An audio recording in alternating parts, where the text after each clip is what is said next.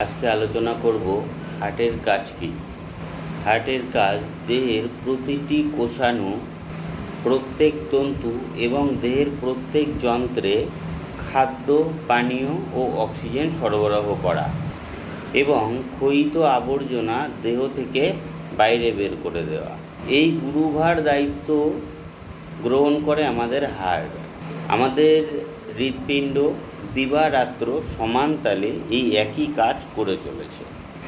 একবার কুঞ্চন, পরক্ষণে প্রসারণ, আবার কুঞ্চন, এইভাবে দিবারাত্র সে কাজ করতে থাকে। কিন্তু এই হার্টের একটি নিজস্ব অন্তর্নিহিত শক্তি আছে। কোনো জীবন্ত পশুর দেহ থেকে যদি হার্ট কেটে নেওয়া হয় এবং 98 ডিগ্রি তাপের লবণ জলে ডুবিয়ে রেখে যদি অক্সিজেন সরবরাহ করা যায়, তাহলেও কয়েক ঘন্টা পর্যন্ত তার কুঞ্চন প্রসারণ ক্রিয়া চলতে থাকে।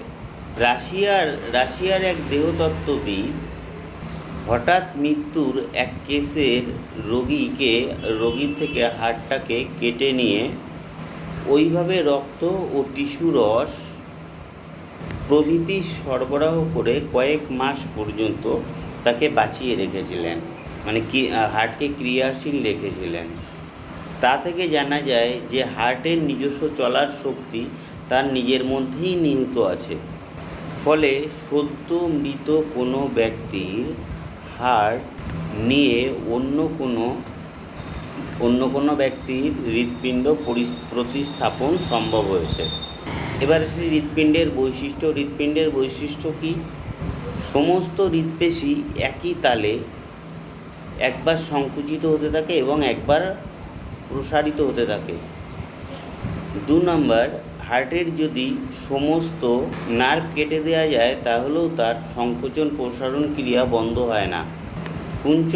কুঞ্চনকালে বাইরে থেকে যদি কোনো উত্তেজনা দেওয়া হয় তাহলেও হার্টকে তাতানো যায় না।